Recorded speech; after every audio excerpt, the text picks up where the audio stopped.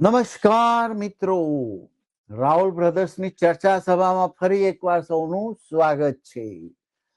મિત્રો, આજે એક નવો વિષય લઈને આજે અમે આવ્યા છીએ કે હમણાં આપણે સ્થાનિક સ્વરાજની ચૂંટણીઓ પતી ગઈ અને એનું રિઝલ્ટ પણ આવી ગયા અને એમાં ભાજપની ભવ્ય વિજય થયો. હવે વિજય કઈ રીતે થયો એ બધા જાણે છે, એટલે અને તમે બધા વિશ્લેષણો બધા જોઈ લીધા હશે, ટીવી ઉપર બહુ ચર્ચાય છે.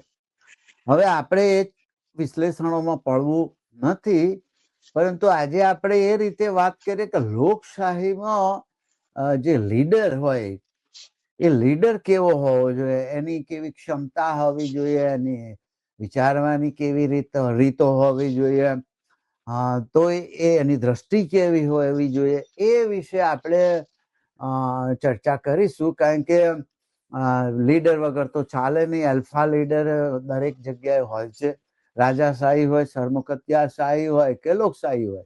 લીડર વગર તો આપણો ઇવોલ્વ થયા જ નથી કે લીડર હોય, એમ સમૂહનો એક લીડર હોય. આ એક એવોલ્યુશનમાં આપણને મળેલું છે. તો આપણા લીડર કેવા હોવા જોઈએ?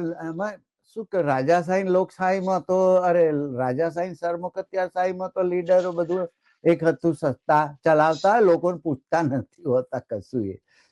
પણ લોકશાહીમાં અલગ પ્રકારના લીડર જોઈએ. તો એ વિશે આજે ચર્ચા કરીએ. તો આજના આપણા ગેસ્ટ છે પ્રદીપ કુમાર રાવલ. તો હવે તમે એમને જાણો જ છો, તો આપણે પ્રદીપ કુમાર રાવલને પૂછીએ કે લીડરમાં, લોકશાહીમાં લીડર કેવા હોવા જોઈએ, એમના શું ગુણો હોવા જોઈએ? પ્રદીપ કુમાર. એટલે સૌ પ્રથમ તો સત્તાની ખુરશી ઉપર બેસવા માટે ખૂબ ઇનોવેટિવ હોવું જરૂરી છે આજકાલના જમાનામાં. એટલે અને આમ જનતા કે જેમની મેજોરિટી છે, જેમનો આઈક્યુ ખૂબ લો છે, એમની બહુ ખૂબ મેજોરિટી છે એમ, તો તેવા લોકોને છેતરવા ખૂબ આસાન છે, રાઈટ? બુદ્ધિજીવીને છેતરવો હોય તો કપરું ચઢાણ છે. તેમ છતાં મત મેળવવા નાના મોટા હથકંડા ઉપાયો કે તરકીબો સતત અજમાવી પડતી હોય છે, અને એમાં પણ દિન પ્રતિદિન ઇનોવેટિવ બનવું પડતું હોય છે. નવી નવી રીતે તરકીબો શોધવી પડતી હોય છે, તો જે તમે મત મેળવી છેતરી અને અથવા તો લોકચાહના મેળવી અને સત્તા ઉપર આવી શકો.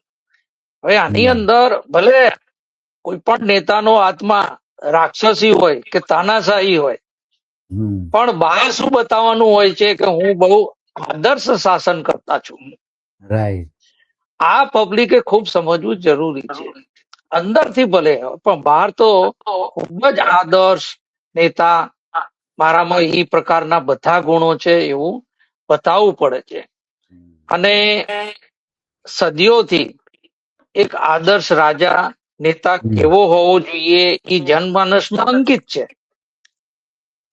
એ બધાને ખ્યાલ છે, રાઈટ? કે ભાઈ પરદુખ ભંજન એવી રાજાઓ પાસે પણ અપેક્ષા રાખતા, ભલે રાજાશાહી હોય, કે બધાનું ભલું ઈચ્છે, અને એ જનમાનસમાં સુનિશ્ચિત છે આ આઈડિયાસ. તો આપણે સૌ પ્રથમ જોઈએ કે રાજા કેવો હોવો જોઈએ, કે નેતા કેવો હોવો જોઈએ. તો પહેલી વાત એ છે કે ઈ સાચો અને ઈમાનદાર હોવો જોઈએ, રાઈટ? ને પોતે જે કહે છે તે જ કરે, એવી ઈમાનદાર અને ખોટી રીતોથી સફળતા મેળવવાને બદલે સાચા માર્ગે ચાલે અને એના શબ્દોમાં અને કામમાં પારદર્શિતા હોય અને લોકો તેને વિશ્વાસથી અનુસરે, તો એ સાચો ને ઈમાનદાર હોય એનું બધું, તો જ એ લોકોને એનામાં વિશ્વાસ આવે, રાઈટ? એટલે આ પણ એક બતાવવું ખૂબ જરૂરી છે, ભલે તમે એવા હોવ ન હોવ.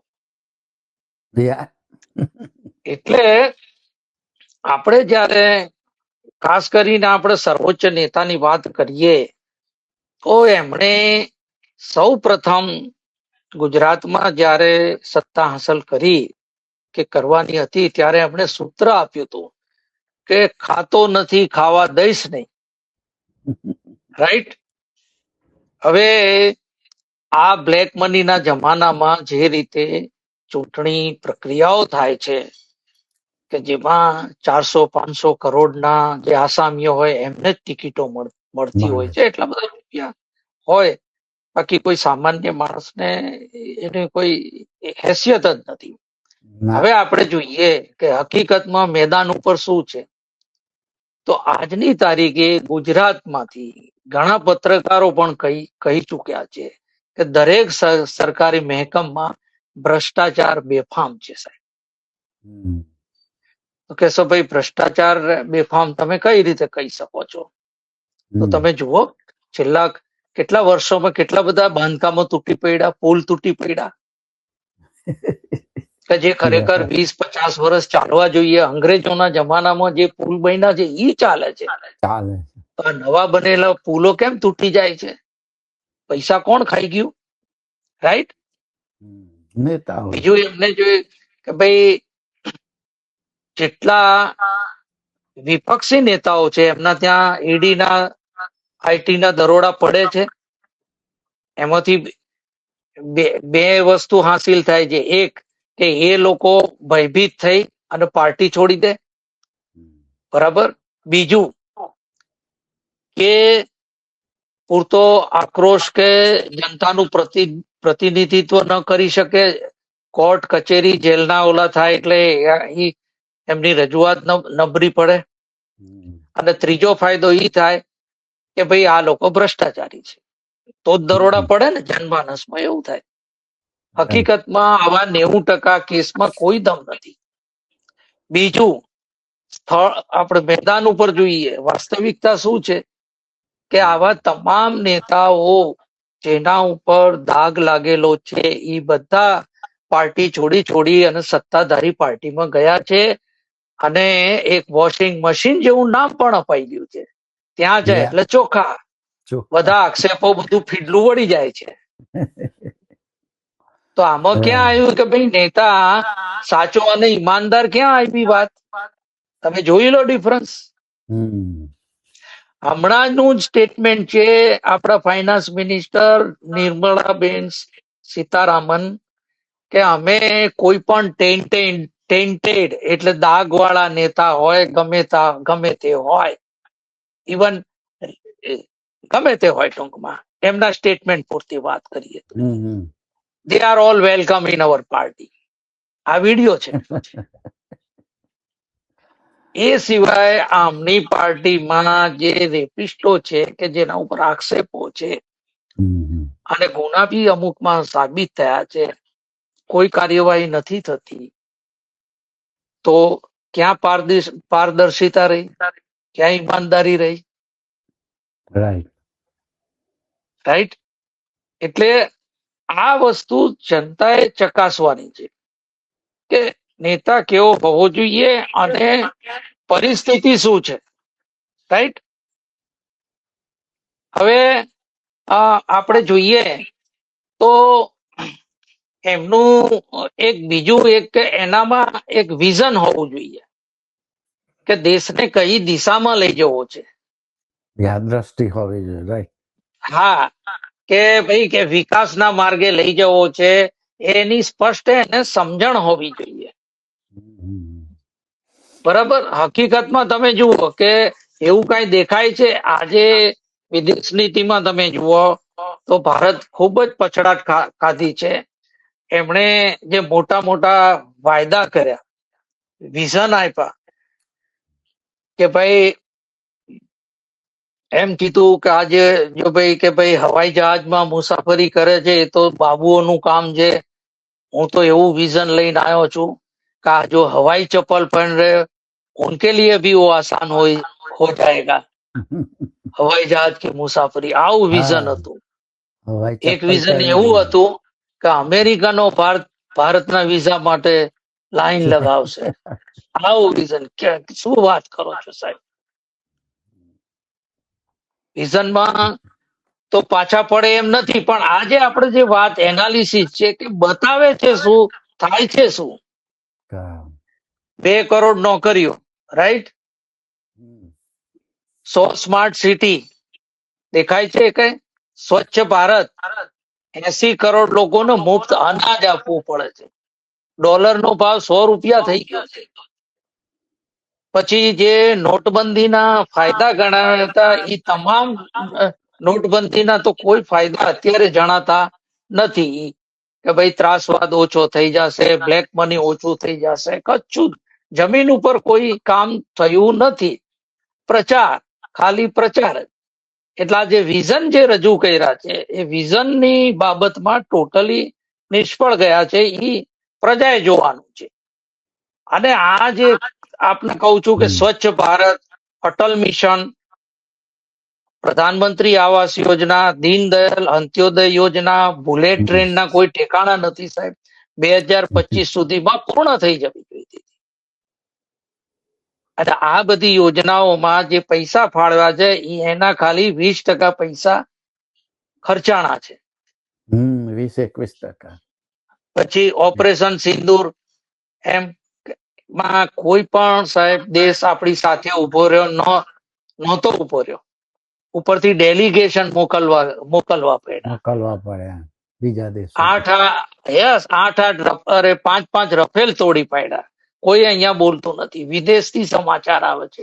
ટ્રમ્પ સાહેબ કે છે કે ભાઈ 5 રફેલ તૂટી પડ્યા હતા એમ. એટલે આવી જે 5 ટ્રિલિયન ઇકોનોમી, વિશ્વગુરુ બનવાનું, આ બધી વાતો, આમાં કઈ તમને કોઈ સ્પષ્ટ વિચાર નથી, કોઈ દિશા નથી સાહેબ.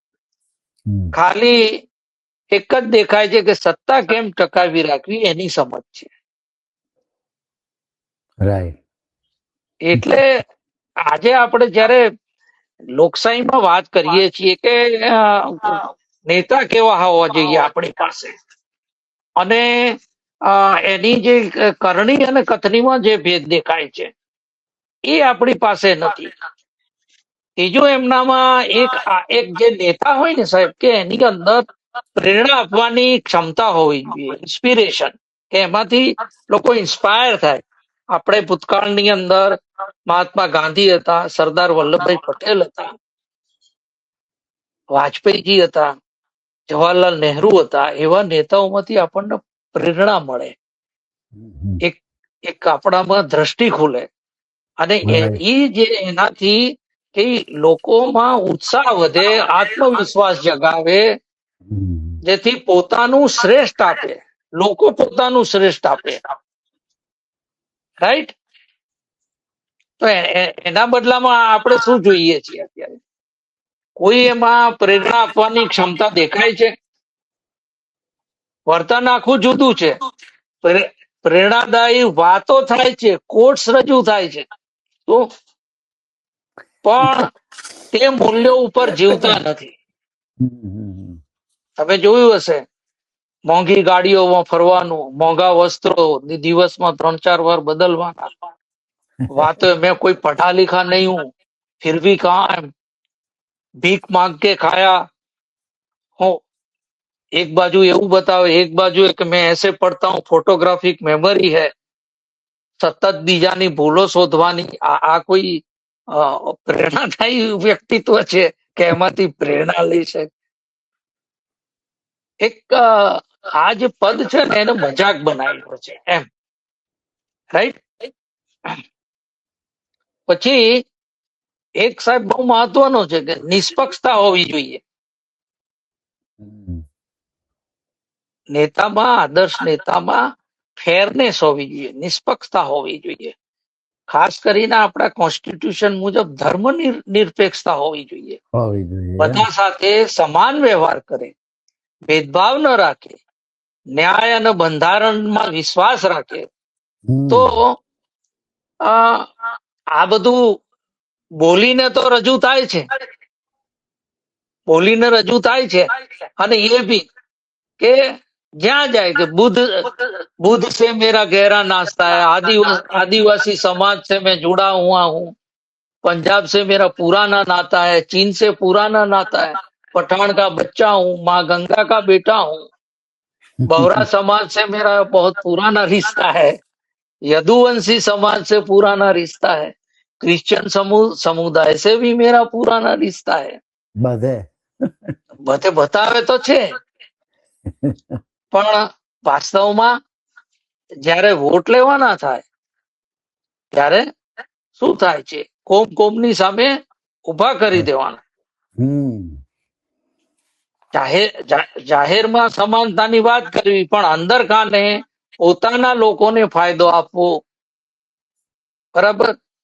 એમણે એક વક્તવ્યમાં એક પ્રાઇવેટ રિપોર્ટરને બોલાવીને એમ પણ કહેલું કે હું હિન્દુ મુસ્લિમ નથી કરતો, અને જે દિવસે કરીશ તો રાજકારણ છોડી દઈશ. પણ એવા લોકો માટે સ્ટેટમેન્ટ મારેલા, આપકી ટોટી ચોરી જાયંગે, ભેંસ ચોરી જાયંગે, મંગલસૂત્ર, હા, કપડે દેખ કે પહેચાન જાય હે. પછી જે ખેડૂતો આંદોલન કરતા હતા એમને તો ખાલિસ્તાની, અર્બન નક્સલ. એટલે આ એને તમે જુઓ કે આમ અલગ અલગ વસ્ત્રો પહેરી જ્યાં જાય ત્યાં ઈ અલગ અલગ વસ્ત્રો પહેરી, પાઘડી પહેરી, હાથમાં કરતાલ લઈ દેખાડવાનું બધું છે. પણ વાસ્તવિકતા જુઓ તો વાસ્તવિકતા બહુ ડિફરન્ટ છે. બીજો એક સરસ ગુણ હોવો છે કે ભાઈ સેવા ભાવના હોવી જોઈએ, સર્વિસ માઇન્ડસેટ હોવું જોઈએ, પોતાને જનતાનો સેવક માનો. કહેવાનું ખરા કે હું તો જનતા માટે છું, જનતાનો સેવક છું, રાઈટ, પણ પોતાને પ્રધાન સેવક બતાવવાનું ખરા, કહેવાનું ખરા બેનો એક પોસ્ટકાર્ડ લખજો કઈ હોય, પણ જીવવાનું ઠાઠ માઠથી. રાજા એ ટૂંકો પડે. અને કોઈ પણ રાહત આપ્યા વગર, ઓલ્ટરનેટિવ અરેન્જમેન્ટ કર્યા વગર ગરીબોના મકાનો એક રાતમાં ધ્વસ્ત કરી દેવાના, રજડતા કરી મૂકે. સેવા કોની કરવાની? ફક્ત ઉદ્યોગપતિઓની. આવા આક્ષેપ છે, રાઈટ, અને એમાં વજૂદ હોઈ શકે છે. એટલે આટલા તો મેં ગુણ બતાવ્યા. હવે આપ થોડા બતાવો ખરેખર શું છે વાસ્તવિકતા. એટલે નેતામાં શું હોય છે કે મેં એક બહુ પહેલા ઉત્ક્રાંતિના મનોવિજ્ઞાનના સંદર્ભમાં એક લેખ પણ લખેલો હોય, આલ્ફા લીડર એવો. આમાં શું હોય છે કે સમૂહનો એક નેતા હોય એ રીતે આપણે ઇવોલ્વ થયેલા છીએ. એટલે હવે એક નેતા એક સોલિડ જામી ગયો હોય વર્ષોથી, એ જલ્દી ઉખડે નહીં, કારણ કે એની આસપાસ બીજા 2 નંબરના બીટા મેમલ્સ કહેવાય, એ નેતાઓ પાછા હેલ્પ કરતા હોય. હવે એટલો બધો સોલિડ જામી ગયો હોય ને, એટલે એને ઉખાડવો, ફેંકવો અને નવો નેતાએ આગળ આવવું એ બહુ અઘરું કામ હોય છે. અને એમાં થ્રેટ પણ હોય છે, જોખમ પણ હોય છે, જીવનું જોખમ.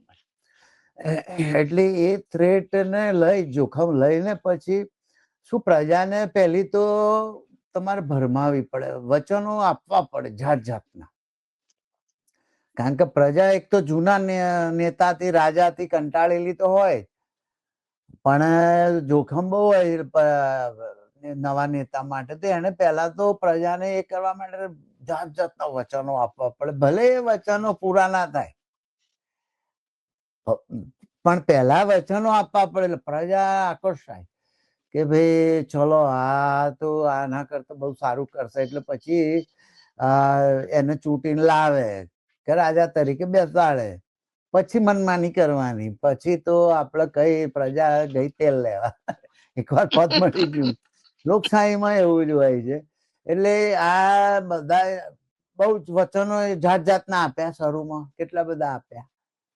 15 લાખ આપીશું, ઢીકણું પૂછડું, કે એક ભ્રષ્ટાચારીને છોડીશ નહીં ને, સ્વિસ બેંકોમાંથી કાળા નાણાં લઈ આવીશ ને, બધું જાત જાતના વચનો આપ્યા. પછી એકવાર ચડી બેઠા પછી બહુ અંતર આવી જાય છે.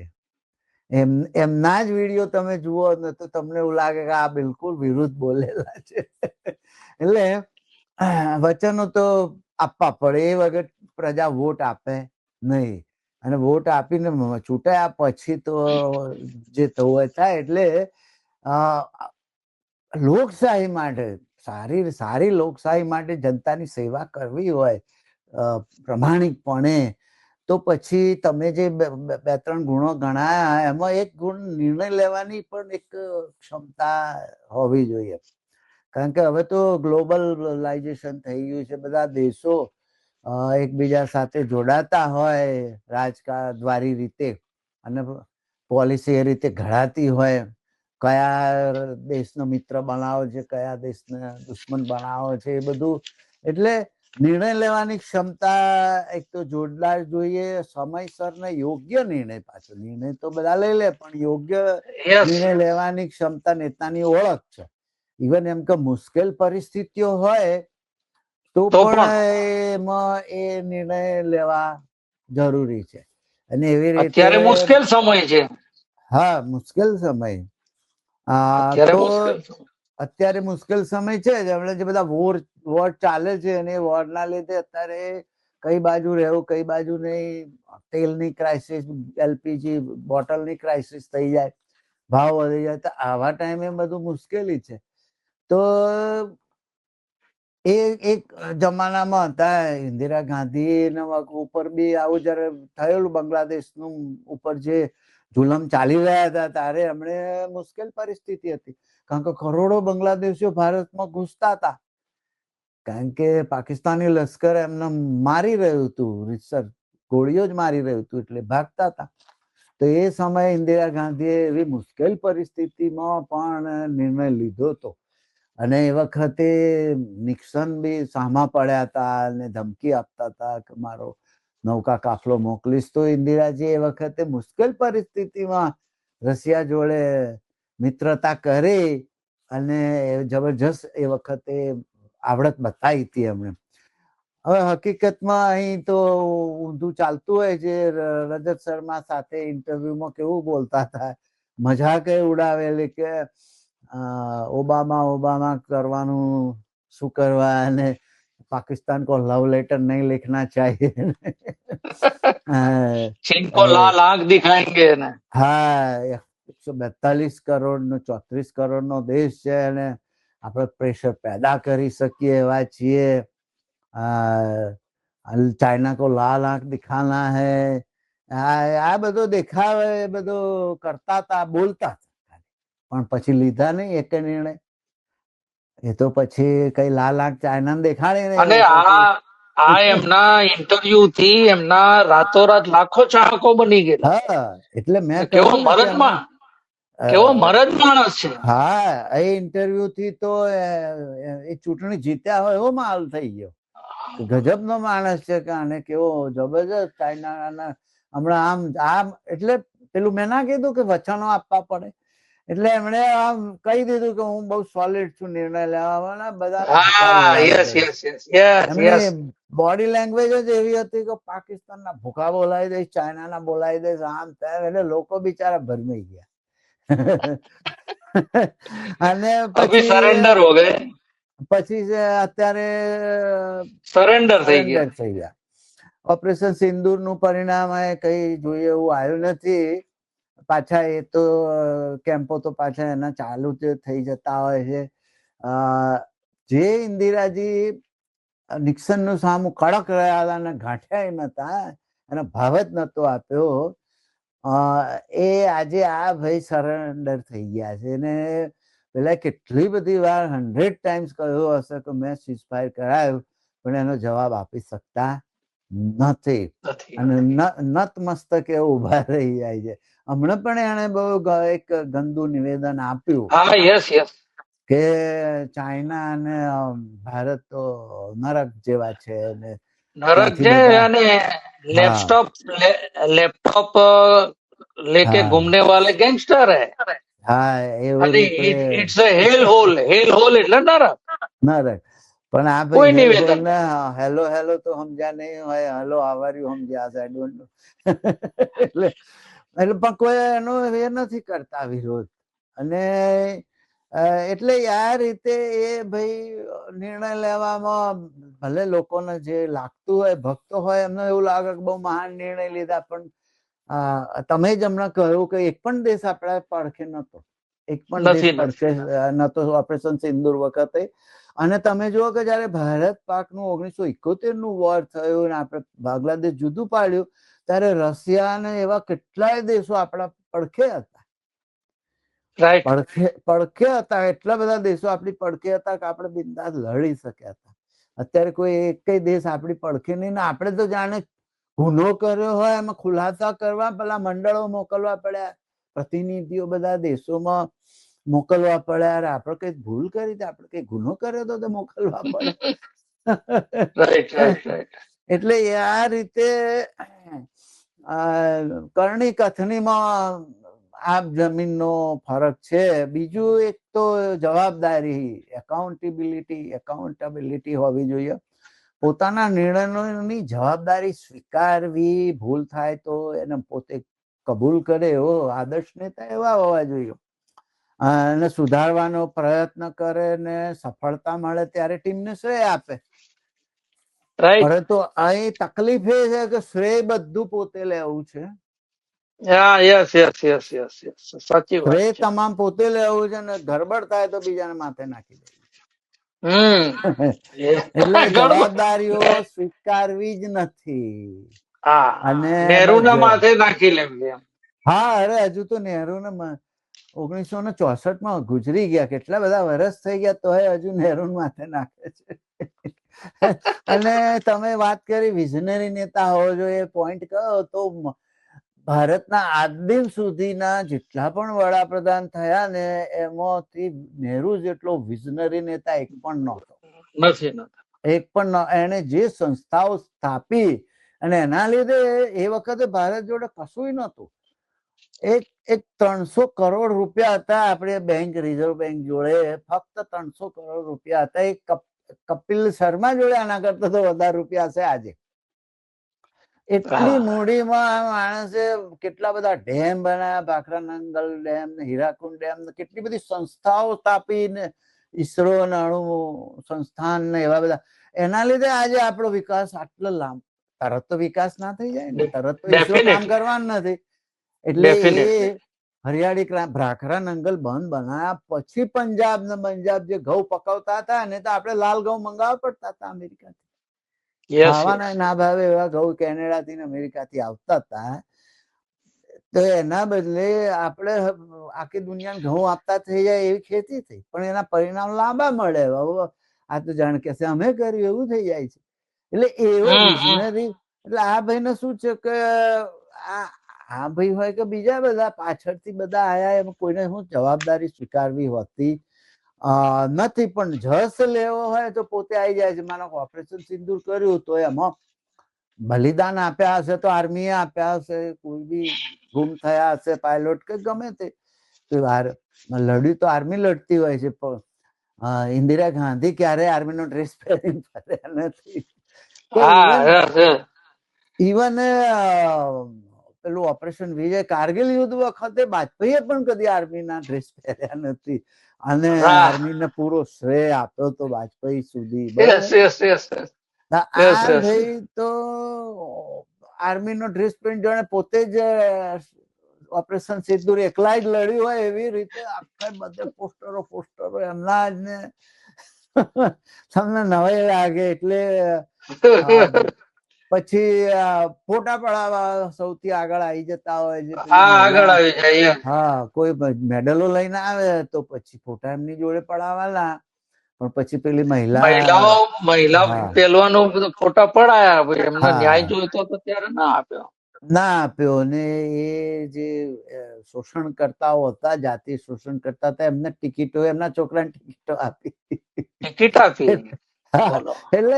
એટલે કથની કહાણીમાં બહુ ફરક છે. જસ લેવો હોય તો આગળ થઈ જાય છે ને પછી જો જુતિયા પડે તો બીજાને આગળ કરી દેવાના. તમે જુઓ તો ટ્રેનોની બધી એક ટ્રેનના ઉદઘાટન પોતે એકલા જ કરે. અમને તો ખબર જ નહીં કે સાલું રેલવે પ્રધાન કોણ છે, ખબર જ ના પડે. રેલવે પ્રધાન કોણ છે ક્યારે ખબર પડી? રેલવે ના બધા એક્સિડન્ટો થયા તારે ખબર પડી કે આ રેલવે પ્રધાન. કારણ કે એક્સિડન્ટ થયા તારે ભાઈ આયા નહીં, ગુમ થઈ ગયા. એટલે યસ યસ આ ભાઈની એ જબરજસ્ત ખાસિયત છે કે ભાઈ પછી સંવાદ કૌશલ્ય નેતાનું એક બહુ જ મોટો ગુણ છે સાહેબ. બોલવાની સ્ટાઇલ હા યસ એ જબરજસ્ત હોવું જોઈએ. વાજપેયીમાં જબરજસ્ત સ્ટાઇલ હતી. એમના ભાષણ સાંભળવા આપણે જતા. મેં તો જાતે વડોદરામાં એમનું ભાષણ સાંભળેલું છે. એવા ઘણા બધા નેતાઓ હતા. ઇન્દિરાજી પણ બહુ સારું બોલતા હતા. એટલે સંવાદ કૌશલ્ય, કોમ્યુનિકેશન સ્કિલ હોવી બહુ ખૂબ જરૂરી છે. જરૂરી છે. હા, લોકો સાંભળે અને સ્પષ્ટ રીતે પોતાના વિચારો રજૂ કરે. અને એક સારો નેતા સારો શ્રોતા પણ હોય. હવે આ આપણા સર્વોચ્ચ વડા હાલ છે, એમનામાં એ તો છે ગુણ. બોલવાની તો ગજબ સ્ટાઇલ છે. બધાને તમારે અભિભૂત કરી દે. પણ પછી શું થાય છે કે સંવાદો હંમેશા એમના એક તરફી હોય છે. બધું હું જ કરું છું, હું જ. અને આ મનમોહનસિંહ ને બધા મનમોહનસિંહ ના બોલવાની સ્કિલ નથી. આપણે સમજીએ કે ધીમું બોલતા હતા અને એવું પ્રભાવશાળી વક્તા નહોતા. વાજપેયી ને ઇન્દિરાજી વાજપેયી ને એવા પ્રભાવશાળી વક્તા નહોતા. પણ પત્રકાર પરિષદોનો જે રેકોર્ડ હોય અત્યાર સુધીના તમામ વડાપ્રધાનોમાં સૌથી વધારે પત્રકાર પરિષદો કરી હોય તો મનમોહનસિંહ. એટલે દરેક ને એ જવાબ આપતા હતા. આ ભાઈ તો કદી પત્રકાર પરિષદ તો 12 વર્ષમાં કરી જ નહીં. કારણ કે પત્રકારો જયારે અણિયાળા સવાલો પૂછે છે ને ત્યારે ગભરાટ થઈ જાય છે. પાણી લાવો, પાણી હા, લાવો, पानी लाओ ना अपना परसेव થઈ संबंध જાય बना रहेगा, अपना संबंध बना रहे, पानी હા તો पिलाओ, દોસ્તી બની રહે. दोस्ती बनी रहे, गળું એટલે સુકાવા માંડે. 2-4 માનીતા અને એ બી પત્રકાર નથી હોતા. અક્ષય કુમાર થોડો પત્રકાર છે. એટલે હા એવા બધાને શું કે સ્ક્રિપ્ટેડ બધું બોલાય ને પછી મનોરંજક પ્રશ્નો પૂછતા હોય એ લોકો કે ભાઈ યસ તમે યસ કેરી કઈ રીતે ખાવ છો અને ખિસ્સામાં વોલેટ રાખો છો કે નહીં ને આવી બધી મનોરંજક પ્રશ્નોના જવાબો આપીને છૂટી જતા હોય.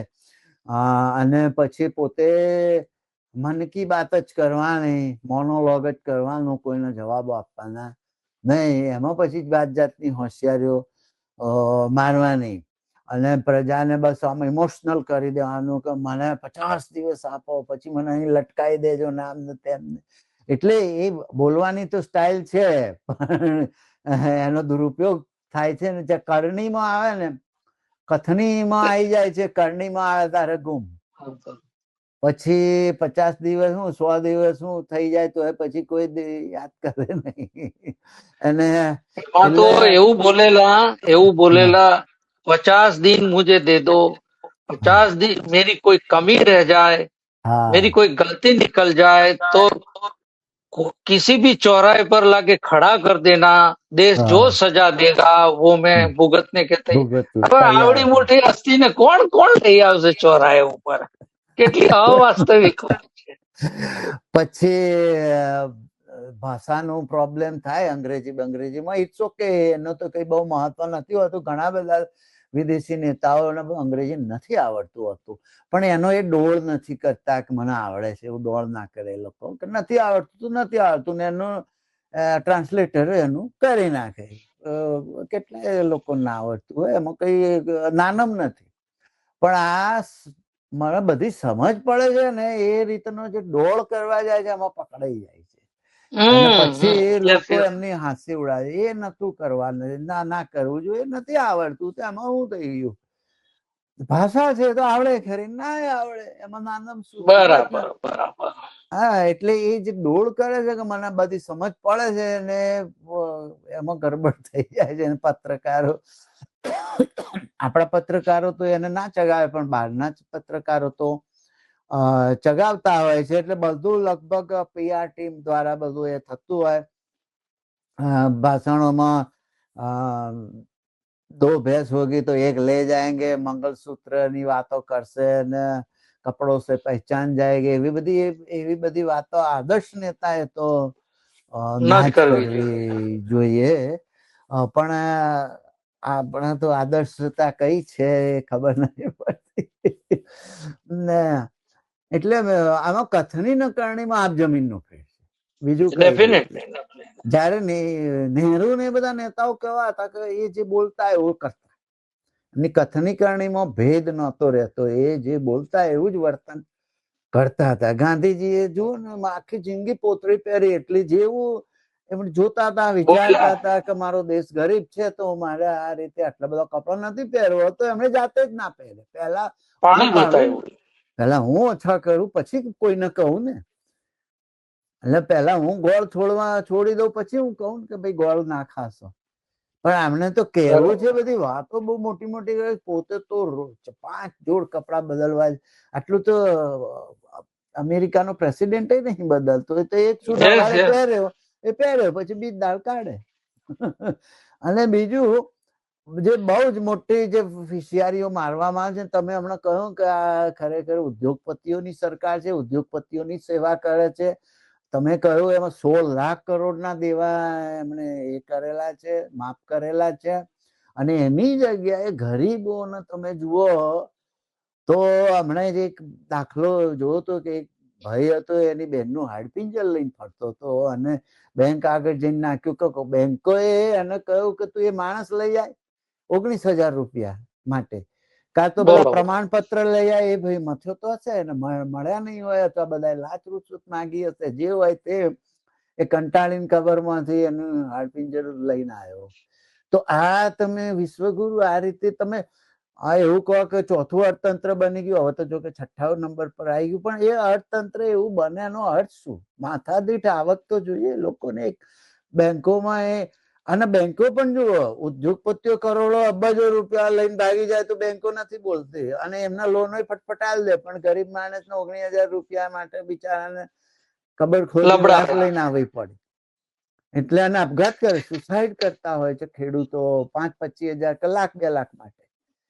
તો આ જે કથની કરણીમાં આટલો બધો ભેદ છે એ હોવો લોકશાહી માટે ના હોવો જોઈએ. પણ હવે તો આપણે શું કરીએ, હવે બીજા કોઈ એમના કોઈ કેટેગરી હોય આદર્શ નેતાની, તો આપ જણાવો.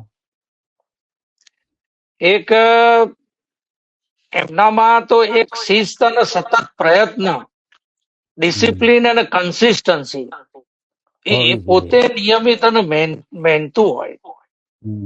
એક ગુણ છે નેતાની અંદર. પણ વાસ્તવમાં જુઓ તો પ્રચાર એવો કરાયો કે 18 કલાક કામ કરે છે, બહુ મહેનતુ છે. ખરેખર શું જુઓ છો તમે? મને નથી લાગતું કે ઓફિસમાં બેસતા હોય, 24/7 પ્રચાર મોડમાં હોય. જે ટાઈમ બચે તો વિદેશ પ્રવાસ, બરાબર. હવે આમાં ક્યાં મહેનત દેખાણી તમને? રાઈટ? દેખાય છે મહેનત? ના. એટલે યસ એવી, એટલે આની અંદર જે કરણી અને કથનીની અંદર જે આખી તકલીફ છે, બરાબર, તો કામની અસર તમે વાસ્તવિક જુઓ કે ભાઈ કામ કરતા હોય તો અસર તો દેખાવી જોઈએ ને ગ્રાઉન્ડ ઉપર. કેટલી બધી બેરોજગારી છે, મોંઘવારી. તો આ જે બે મેઇન વસ્તુ છે, બેરોજગારી, મોંઘવારી, પ્રજાને કેટલી નડે. તમે શું 18 કલાક કામ કર્યું? કોઈ છોકરો એમ કે હું રોજના 12 કલાક વાંચું છું, તો માર્ક્સ કેટલા આવે છે? 5, 0. મેથ્સમાં 3.5, સાયન્સમાં 5.5, ગુજરાતીમાં 6. તો ભાઈ તે શું વાંચ્યું? એટલે આપણે રિઝલ્ટ સાથે કમ્પેર કરવું જોઈએ. બીજું કે ભાઈ આદર્શ નેતા છે ને બહાદુર હોવો જોઈએ, ડરપોક ન હોવો જોઈએ. આજે એમની છાપ કેવી પડી છે? બધે સરેન્ડર થઈ ગયા છે. એ કોઈનાથી સાચી વાત કહેતા એનામાં ડર ના હોવો જોઈએ, ભલે પરિસ્થિતિ મુશ્કેલ હોય. બહાદુરીનો અર્થ માત્ર શારીરિક નહીં, પણ માનસિક હિંમત હોવી જોઈએ, નૈતિક હિંમત હોવી જોઈએ. સાચું બોલવાની અને અન્યાય સામે અવાજ ઉઠાવવાની એક તાકાત હોવી જોઈએ. બરાબર? એ ક્યાં? એ તો છે નહીં. આજે કોઈ પણ બીજા દેશના વડાઓ ગમે તે બોલી જાય સાહેબ, તો ક્યાં સરકાર તરફથી કે એમના તરફથી કોઈ નિવેદન આવે છે કે ભાઈ નથી આ એ ગલત બાત હૈ? હવે આપણે જોઈએ કે ટ્રમ્પ હોય કે ચીન સામે સીધે સીધા સરેન્ડર થઈ ગયા છે. પ્રેશર આવે એટલે ડરી જાય છે.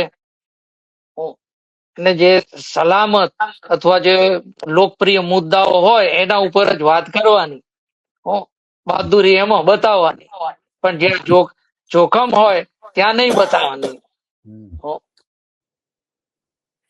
હવે અમેરિકાથી એવું બયાન આવ્યું કે ભાઈ તમને 10 દિવસ રશિયા પાસેથી તેલ લેવાની છૂટ આપવામાં આવે છે. તો આવો ક્યાં કોઈ કરાર થયો? કોઈ નિવેદન આવ્યું? એટલે આ તમારે કમ્પેર કરવું જોઈએ કે ખરેખર અંદરથી બહાદુર છે કે કેમ. તો સ્પષ્ટ થઈ ગયું કે બહાદુરી તો ક્યાં દેખાતી નથી.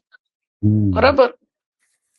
પછી એક બીજો મુદ્દો કે ભાઈ લોકોની રક્ષા, સુરક્ષા, પ્રોટેક્ટિવનેસ હોવી જોઈએ એનામાં, અને લોકોના ન્યાય અને હક માટે લડે, ન્યાય અપાવે, એ સાચો નેતા હોય. બરાબર? એટલે જાહેરમાં તો આપણે જોઈએ કે ભાઈ આ મોટા મોટા નિવેદનો આપી દીધા. બરાબર? કે ભાઈ દેખ લેંગે ને ને, પણ વાસ્તવિક રીતે કોઈ પગલા કે કોઈ નીતિઓ નથી. ઉરી થયું, આપણે ત્યાં પહેલગામ થયું, પછી લાલ કિલ્લા ઉપર હુમલા થયા, તો એ ક્યાં પ્રોટેક્ટિવનેસ? શું તમે પહેલગામમાં ઓલું થયું, ક્યાં તમે સુરક્ષા આપી? અને ઈવન કે ગામડાઓમાં બી કે ભાઈ શહેરોમાં પણ ક્યાં મહિલાઓની સુરક્ષા? એટલે પછી કતકડા કાઢવાના, ઘર ઘર સિંદૂર. હવે એ કઈ અરે એવા કામ કરવાના છે? આ બધી તો બહુ સિરિયસ મેટર છે. તમે કોઈ દુશ્મન દેશે હરકત કરી હોય, તમે વ્યવસ્થિત જવાબ આપો. રાઈટ? એમાં તમે શું બધું બચાવી લીધું, શું જીતીને આવ્યા? ક્યાંય સુરક્ષા દેખાય છે? કાયદો વ્યવસ્થાના લીરા ઉડી ગયા. હકોનું રક્ષણ થાય છે? કોઈ આંકડાઓમાં સુધારો આવ્યો? ના. એટલે આપણે આજે જે વાત કરી, જુદા જુદા કેવા ગુણો હોવા જોઈએ, જે આપણે નેક્સ્ટ હપ્તામાં પાછું વિગતવાર પાછા જે બીજા મુદ્દાઓ છે રહી જાય છે એના વિશે પણ આપણે વાત કરીશું ડિટેલમાં. પણ ખરેખર આ બતાવવાનું કેવું કે 10 તો કેમેરા વાળા ફરતા હોય, એટલે એમનું શું છે, બધે પ્રોજેક્શન વ્યવસ્થિત થાય. ઇવન કોઈ બીજા કોઈ હસ્તી હોય તો એના બાજુમાં ખસેડી ધક્કો મારીને, પેલા કોણ બિલ ગેટ્સ હતો કે કોણ ધક્કો મારીને, ઝુકરબર્ગને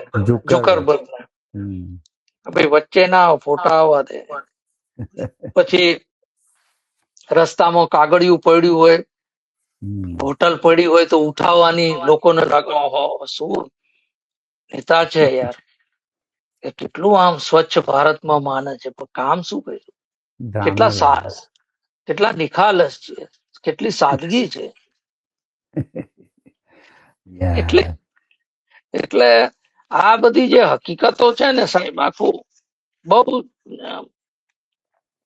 એક ફોટો ઓપ્સ દ્વારા આખું એક બને તો એક કાવતરું જ કહેવાય. આવી રીતે જનતાને છેતરવી, ધ્યાનમાં બેઠા હોય, યોગ કરતા હોય એવા ઈ કરવું, પછી સંસદના પગથિયે ચડતા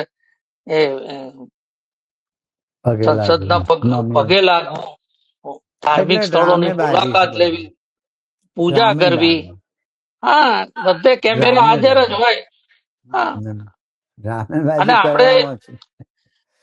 આપણે માનીએ કે જનતા એમ માને છે કે ધાર્મિક માણસ તો ખૂબ સારા હોય, એટલે જેટલા તમે વધુ ધાર્મિકતાનો દોડ કરો, ધાર્મિક દેખાવ નેતા તરીકે, તો લોકો તમને સારો ને સજ્જન માણસ ગણે, એટલે વોટ ફટાફટ પડે. એટલે જુદા જુદા આશ્રમોની મુલાકાત લેવી, મંદિરોની લેવી. હા.